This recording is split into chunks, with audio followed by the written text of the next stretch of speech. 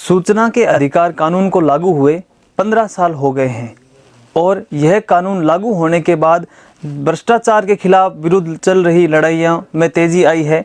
इस कानून के लागू होने के बाद से इंडिया अगेंस्ट करप्शन जैसी मुहिमें भी चली और इस कानून का फ़ायदा लोगों ने नौकरियां लगने में उठाया, लोगों ने सरकार के विरुद्ध आंदोलन करने में उठाया, लोगों ने इसका गुड गवर्नेंस में भी फ़ायदा उठाया और हज़ारों लाखों लोग इससे फ़ायदा उठा चुके हैं और उठा रहे हैं। मैं एडवोकेट अजीत सिंह आज आपको बताऊंगा इसी कानून का प्रयोग हम हाई कोर्ट में कैसे कर सकते हैं। आप ये सोच रहे होंगे कि हाई कोर्ट में आरटीआई, यस, आप हाई कोर्ट में आरटीआई फाइल कर सकते हैं और कैसे करेंगे इसकी प्रक्रिया मैं आपको बताऊंगा। लेकिन उससे पहले मैं आपको एक बात बताता हूं, आप हाई कोर्ट में आरटीआई क्यों लगाएंगे या आपको हाई कोर्ट में आरटीआई क्यों लगानी चाहिए। नंबर 1, हमारे यहाँ हाई कोर्ट कई प्रकार की भर्तियां कराता है, जैसे आरजेएस की भर्ती, एलडीसी की भर्ती, फोर्थ ग्रेड की भर्ती अभी होने भी वाली है, 4th ग्रेड की भर्ती। इस प्रकार की भर्तियां हाई कोर्ट के द्वारा कराई जाती है और इन भर्तियों के बारे अगर आप इन भर्तियों की प्रक्रिया में शामिल रहे हैं या शामिल होंगे तो आपके लिए ये जानकारी बहुत आवश्यक है। जिन्होंने इन भर्तियों के बारे में जो इन भर्तियों में शामिल रहे और जो इस भर्ती का हिस्सा रहे हैं उन लोगों को ये आरटीआई लगानी चाहिए जिनका सिलेक्शन इन भर्तियों में नहीं हुआ और जिनको लगता है कि उनका सिलेक्शन हो ही जाना चाहिए था क्योंकि उन्होंने इतनी मेहनत की थी, उनका एग्ज़ाम इतना अच्छा हुआ था, उन्होंने इंटरव्यू भी बहुत अच्छे से दिया था, फिर भी उनको किसी न किसी कारणवश रख दिया गया है। तो आप ये जान सकते हैं कि आपके नंबर कहाँ पर कम रहे, कहाँ पर आपको ध्यान देना होगा, ये सब चीज़ें आप आरटीआई से जान सकते हैं। दूसरा इसका फ़ायदा, मान लीजिए आपका कोई प्रकरण किसी न्यायालय में चल रहा है और वह आपको लगता है कि फैसला आपके पक्ष में होगा और किसी कारण से वो फैसला आपके खिलाफ हो जाता है, तो आपको ये लगता है कि ये मेरे साथ गलत हुआ है, उस अधिकारी ने मेरे साथ गलत किया या उस जज से किसी ने सेटिंग कर ली और ये मेरे साथ गलत हो गया। इस बात की आप शिकायतें करते हैं हाई कोर्ट में, रजिस्ट्रार के यहाँ, विजिलेंस के यहाँ, मुख्य न्यायाधिपति को, लेकिन उन शिकायतों का कभी कोई जवाब नहीं आता। उन शिकायतों का जवाब नहीं आता तो आपको लगता है यार मेरी शिकायत का कुछ हुआ ही नहीं, उस जज के तो कुछ कोई बिगड़ा ही नहीं, उस अधिकारी पर तो कोई गाज गिरी नहीं। इस प्रकार से आप आरटीआई के माध्यम से ये जान सकते हैं कि आपने जो शिकायत भेजी थी उस शिकायत पर क्या क्या कार्रवाई, क्या क्या कदम हाई कोर्ट द्वारा उठाए गए और उस जज के खिलाफ क्या कार्रवाई हुई, उस अधिकारी के खिलाफ क्या कार्रवाई, उसको भी हम आरटीआई हाई कोर्ट में लगा के जान सकते हैं। आइए हम जानते हैं हाई कोर्ट में आरटीआई कैसे लगती है। अच्छा, पहले आप अगर हाई कोर्ट में आरटीआई लगाने जा रहे हैं तो 3 चीज़ें आपके पास होना अनिवार्य है। पहला, आपकी पासपोर्ट साइज की फ़ोटो, नंबर 1। नंबर 2, आपके पास आपकी आईडी की फ़ोटोकॉपी। नंबर 3, आपके पास नॉन जुडिशियल 50 रुपए का स्टाम्प होना चाहिए, वह भी आपके नाम का, और वो आपको आसानी से किसी भी न्यायालय परिसर में मिल सकता है। इस प्रकार से ये तीनों चीज़ आपके पास होगी तभी आप हाई कोर्ट में आरटीआई लगा पाएंगे, अन्यथा नहीं लगा पाएंगे।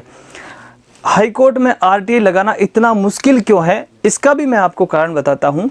आरटीआई एक्ट की धारा 27 और 28 में यह बताया गया है कि सरकार को और सक्षम प्राधिकारी जैसे हाई कोर्ट या सुप्रीम कोर्ट जो कानून बनाते हैं उनको ये अधिकार दिया गया कि आप इसमें अपने हिसाब से नियम बना सकते हैं। तो नियम तो केवल इतना ही बनाना था कि फीस कितनी ले सकते हैं आवेदन के साथ, और जो सूचना उपलब्ध कराएंगे उसकी फीस कितनी ले सकते हैं। लेकिन यहाँ हाई कोर्ट ने इस धारा का फायदा उठाते हुए अपने यहाँ अलग ही नियम बना लिए। अपने यहाँ आरटीआई कैसे लगेगी ये हाई कोर्ट ने नियम बना लिया, उसकी अपील कैसे होगी ये भी हाई कोर्ट ने नियम बना लिया, उस अपील पर शुल्क कितना लगेगा, उस आवेदन पर शुल्क कितना लगेगा, और वो सूचना आपको कैसे मना की जाएगी उसके भी नियम हाई कोर्ट ने विधि विरुद्ध तरीके से बना लिए, जो कि वो बना नहीं सकते थे, फिर भी उन्होंने बना लिए। तो हमको उनको फॉलो करना ही पड़ेगा, क्योंकि एक मारवाड़ी में कहावत है, धनी का धनी कौन हो सकता है। इसलिए मैं आपको बताने जा रहा हूं कि आरटीआई हाई कोर्ट में आरटीआई लगेगी कैसे। हाई कोर्ट का लोक सूचना अधिकारी कौन होता है? लोक सूचना अधिकारी होता है डिप्टी रजिस्ट्रार जुडिशियल, उप रजिस्ट्रार न्यायिक जिसको बोलते हैं, उसके समक्ष आपका आवेदन जाएगा और उस पर कार्रवाई होगा। ये हाई कोर्ट की वेबसाइट से लिया गया है। इसमें ये बताया गया है नंबर पे, स्टेट पब्लिक इंफॉर्मेशन ऑफिसर। तो कौन होगा हाई कोर्ट में? Deputy registrar judicial. जयपुर में भी वही होगा और जोधपुर में भी वही होगा। अब आवेदन कौन से नियम के तहत किया जाएगा? तो आरटी एक्ट तो लगेगा नहीं, नियम तो हाई कोर्ट वाले चलेंगे। तो हाई कोर्ट्स के रूल्स के नियम 4 के अनुसार आपका आवेदन हाई कोर्ट में किया जाएगा। लेकिन उससे पहले मैं आपको बता दूं, आप द्वारा जो आवेदन किया जाएगा उसके साथ जो स्टाम्प लगेगा वह इस प्रकार का दिखेगा। आप किसी भी न्यायालय परिसर से इस स्टाम्प को खरीद सकते हैं। यह है आवेदन का एक प्रारूप जो हमने बड़े शोध के बाद तैयार किया है हाई कोर्ट में। इस आरटीए को साधारण बनाने के लिए हमने कड़ी मेहनत के साथ हमारे साथियों ने मिलकर इसको ठीक किया है। अब आपको इतना आसान हो गया आपके लिए आरटीए लगाना हाई कोर्ट में, जितना पहले कभी नहीं था। तो कैसे लगाएंगे? तो नियम 4 का हवाला देंगे, सूचना के अधिकार अधिनियम 2005 का लिखेंगे, फॉर्म ए में लगता है, ये ध्यान रखिएगा, नियम 4 में फॉर्म ए लगेगा आरटीए के लिए, ठीक है।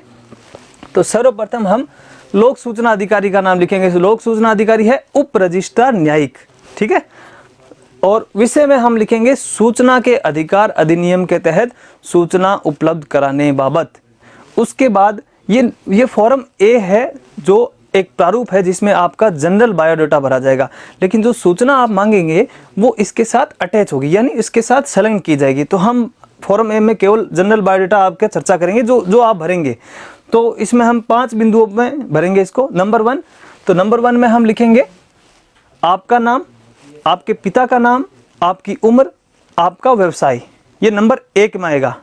नंबर 2 में आएगा आपका पूर्ण पता, आपका एड्रेस जहां आप निवास करते हैं। नंबर 3 में आएगा संबंधित विभाग का ब्यौरा, सूचना का ब्यौरा, जिस विभाग से आप सूचना मांग रहे हैं उसका ब्यौरा, जैसे हाईकोर्ट से मांग रहे हैं तो हाईकोर्ट, या किसी जिला न्यायालय से मांग रहे हैं तो उसका विवरण।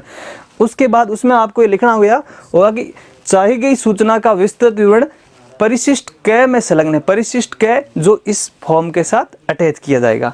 तो ये हो गया नंबर 3। नंबर 4 में एक छोटी सी घोषणा आपको करनी होगी कि मेरे द्वारा जो सूचना मांगी जा रही है वो सूचना का अधिकार अधिनियम की किसी धारा 8 व 9 के तहत बाधित नहीं है और ये आपसे संबंध रखती है, यानी आपका आवेदन है जो संबंधित विभाग से संबंध रखता है। नंबर 5 में आप बताएंगे कि मेरे द्वारा आवेदन के साथ 50 रुपए का नॉन जुडिशियल स्टाम्प संलग्न किया जा रहा है, ठीक है। इस प्रकार ये फॉर्म आपका भरा जाएगा। फिर दिनांक आ जाएगी, स्थान आ जाएगा, आपके यहाँ आवेदक के हस्ताक्षर, ईमेल और आपके मोबाइल नंबर आ जाएंगे। उसके बाद हमें इस प्रारूप में क्या करना है, हमको लिखना है संलग्न। इसको लिखे बिना ये प्रारूप पूरा नहीं हुआ। तो संलग्न हम क्या क्या करेंगे, एक तो परिशिष्ट कै करेंगे जो हमारा आवेदन होगा। दूसरा हम 50 रुपए का नॉन जुडिशियल स्टाम्प करेंगे। तीसरा आपकी आईडी की फोटो प्रति करेंगे। और चौथा जो मैंने बताया था आपकी एक पासपोर्ट साइज की फोटो, वो संलग्न नहीं होगी, वो यहाँ सबसे ऊपर आएगी, उसको आप यहाँ चिपका दीजिए। फोटो लगने के बाद ये फॉर्म कंप्लीट हो जाएगा। उस फोटो के पास भी यहाँ हस्ताक्षर होंगे और इस तरीके से हमारा ये फॉर्म ए है नियम 4 के अनुसार ये कंप्लीट हो जाएगा। अब हम जो सूचनाएं मांगेंगे जो इसके साथ अटैच होगा वह किस प्रकार से दिखेगा वो मैं आपको बता देता हूँ। ये रहा एक प्रारूप है जो मैंने बनाया है कि मैं कैसे सूचना मांगूंगा अगर मांगता तो परिशिष्ट कै यहाँ हो गया, सूचना का विस्तृत विवरण हम बता देंगे। फिर हम सूचना क्या मांगेंगे, तो आप अब अपने हिसाब से सूचना मांगेंगे, लेकिन मैं आपको एक जरिए एग्जाम्पल या जरिए उदाहरण आपको ये समझाऊंगा कि मैं होता तो सूचना कैसे मांगता। तो मान लीजिए मैंने किसी जज की शिकायत या किसी अधिकारी की शिकायत माननीय मुख्य न्यायाधिपति को की और उस शिकायत को मुझे किए हुए 3-4 महीने से ज़्यादा का समय बीत गया है, लेकिन मेरी शिकायत पर अभी भी कोई कार्रवाई नहीं। वो जज वैसे ही काम कर रहा है, वो अधिकारी वैसे ही काम कर रहा है, तो मेरी शिकायत का क्या फ़ायदा। तो मुझे ये जानना है कि उस शिकायत पर आखिर हुआ क्या, हाईकोर्ट ने उस पर क्या एक्शन लिया। ये जानने के लिए मैं आरटीए कैसे लगाऊंगा, आप देखिए। मैं ये कहूँगा कि मैंने दिनांक फलां फलां को माननीय मुख्य न्यायाधिपति राजस्थान उच्च न्यायालय को एक शिकायत भेजी थी, जिसका विषय यह था, विषय आपकी शिकायत का विषय यहाँ पर आ जाएगा, जिसका विषय यह था जिसके संबंध में आप मुझे निम्नलिखित सूचना उपलब्ध कराइए।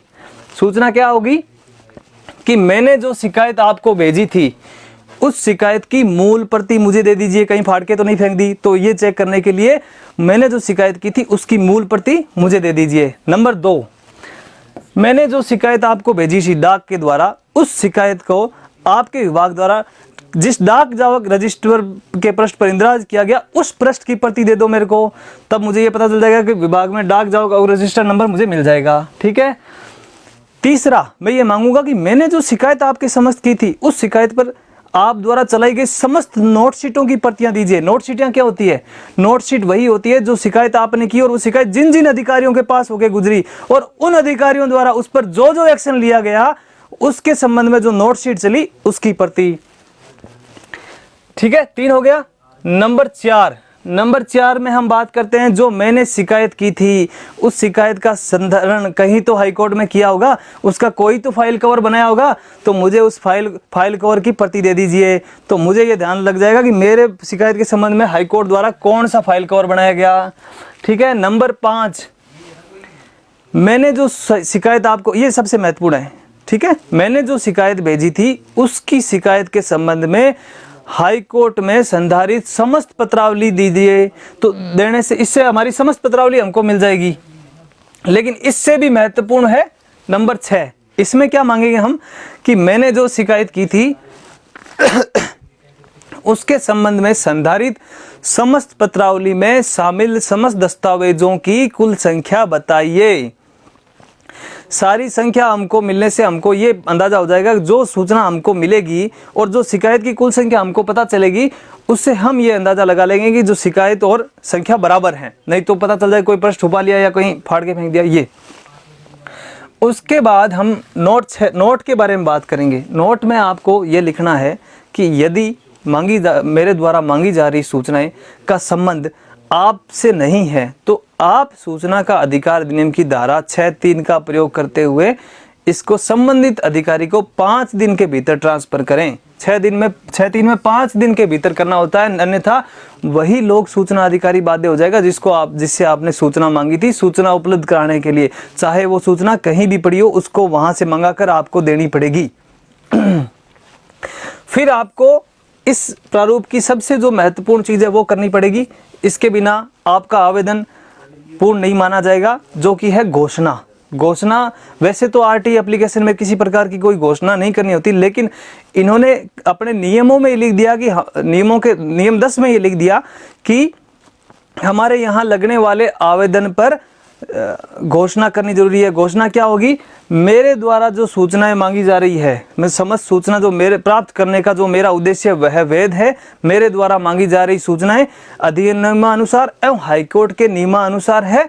तीसरा, मेरे द्वारा मांगी जा रही सूचना किसी हाईकोर्ट के किसी रिकॉर्ड की सुरक्षा एवं संरक्षण के लिए हानिकर नहीं है।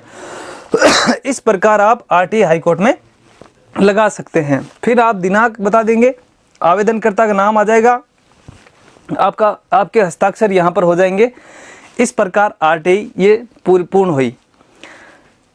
आपके आरटीआई लगाने के बाद लोक सूचना अधिकारी बाध्य है 30 दिवस में सूचना उपलब्ध कराने के लिए। यानी हाईकोर्ट बाध्य होगा आपके आवेदन करने के बाद कि 30 दिन में आपको सूचनाएं उपलब्ध कराए। अगर हाईकोर्ट नहीं कराता है तो इसकी प्रथम अपील आप रजिस्ट्रार जनरल हाईकोर्ट के समक्ष कर सकते हैं। धन्यवाद।